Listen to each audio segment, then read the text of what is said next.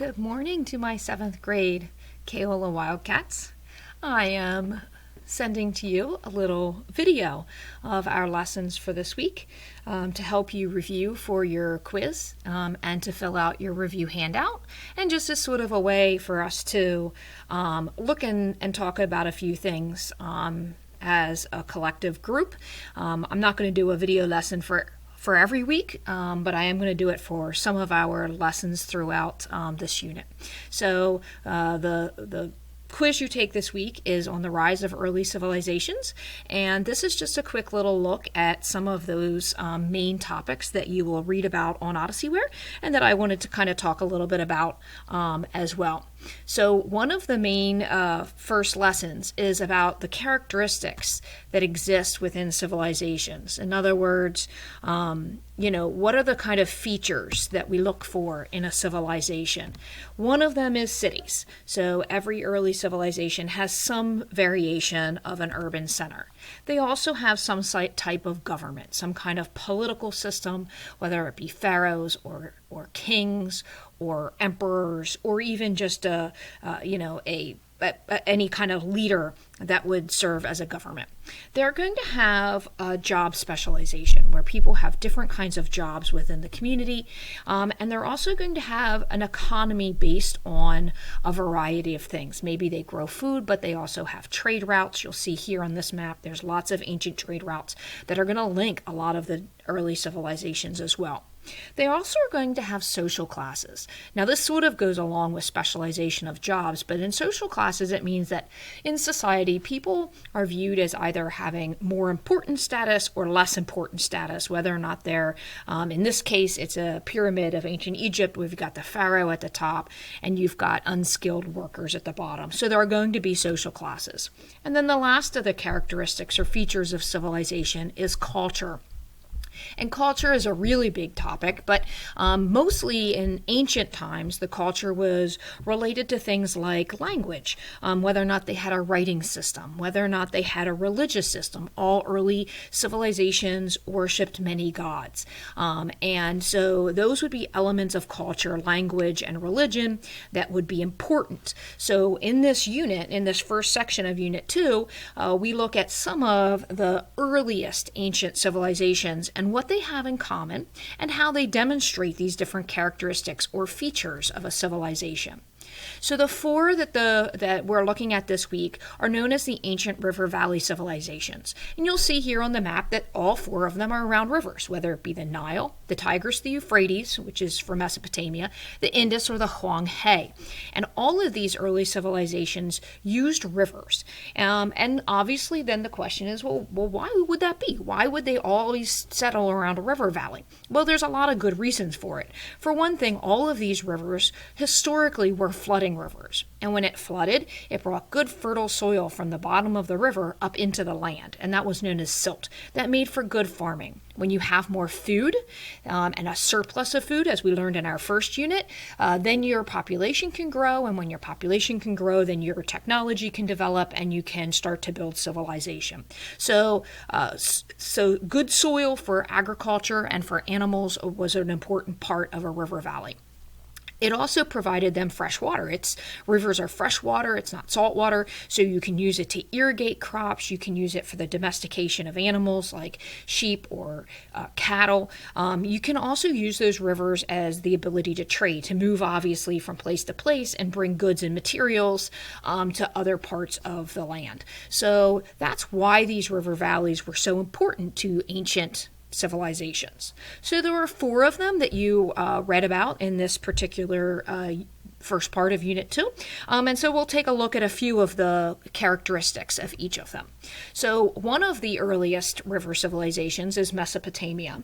And Mesopotamia means the land between the two rivers. And there are two rivers in the Fertile Crescent. What today is Iraq and Syria, back then was just known as Mesopotamia. The rivers were the Tigris and the Euphrates, and you'll see here on the map, they had lots of cities that were developed around these, including Babylon and Ur, both of which were large cities at the time. In fact, today, the modern city of Baghdad is still along the Tigris and the Euphrates rivers, and so it continues to be an important area. So Mesopotamia had a lot of things that, they developed, like wheels and ziggurats, which is that kind of pyramid-shaped building that we find in cities like Ur in the ancient Sumer civilization. Another of the civilizations you read about this week for river valley civilizations is in what today would be Pakistan.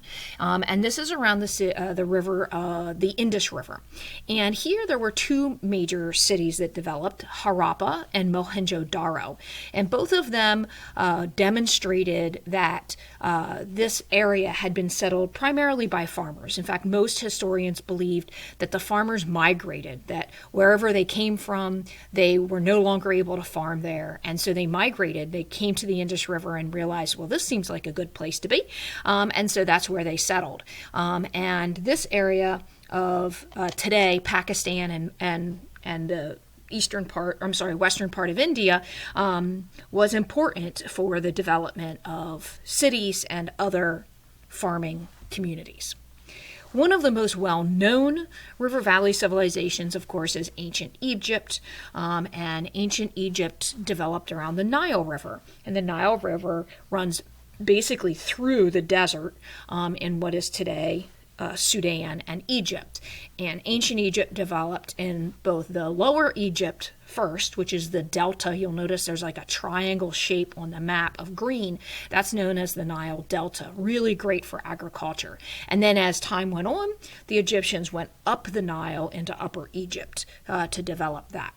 Ancient Egypt, of course, was run by pharaohs. They were considered to be the religious and political leaders of ancient Egypt, and there's a lot of pharaohs that spanned for thousands of years of ancient Egypt.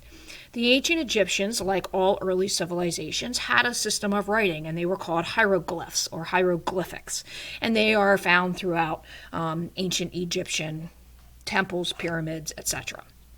They also had a really interesting embalming process, a mummification process that was used for important people who were going to be kept. And this was part of their religious ceremonies and the belief in many gods and what they believed happened to people in the afterlife. And I put a little video link up on our Google site if you want to read a little more or see a little more about the really interesting embalming process that the Egyptians came up with. The ancient Egyptians had lots of things that they developed. In fact, they developed eye makeup, they developed wigs, they developed all kinds of really interesting things, but they also made the very first sails and sailboats. They had their own system of writing. They developed papyrus, which eventually became paper. And then you'll see in the picture there, they also developed ink that they used to write on. They made the first ancient drums. And then the little round thing there in the picture is actually an example of an ancient Egyptian marble, like the game marbles. So they came up with quite a few inventions as well. Ancient Egypt spanned a really long period of time and is considered to be one of the earliest of the large river valley civilizations. And there are really three time periods. Now, the dates on this timeline are slightly different from the ones you read, and that's just a matter of how historians identify it. But there are three main kingdoms. The first was the Old Kingdom. The Old Kingdom was from 2700 to 2200 BC, and this is really the time when they started to do things like develop hieroglyphics and mummification, and they started building these really large pyramids, like these famous ones. These are the famous pyramids at Giza. They were built by Khufu, who was the pharaoh who wanted to have them. There are three large pyramids, three small queen pyramids, plus there's the big Sphinx. That was all built during the Old Kingdom. During the Middle Kingdom, which was from 2050 to approximately 1800 BC, the Middle Kingdom was a time where really ancient Egypt was what they call in the Golden Age. And this is a picture of the city of Thebes, which is actually down the Nile, meaning it's in the upper part of Egypt. And they started to really use the river and the Mediterranean Sea to trade. This is when they developed more of their boats and the sailing that the ancient Egyptians became known for. The New Kingdom is known for a lot of different things, and the New Kingdom was from 1550 BC to 1100 BC, and it's a time of the most powerful leaders. The pharaohs really took charge during the New Kingdom. Queen Hatshepsut, who was a pharaoh, actually started to build something known as the Valley of the Kings. If you ever get to go to Egypt, this is definitely something that lots of tourists like to go and see. This is where King Tut was buried, as well as lots of other pharaohs. And instead of using pyramids, they started to bury their pharaohs in the Valley of the Kings.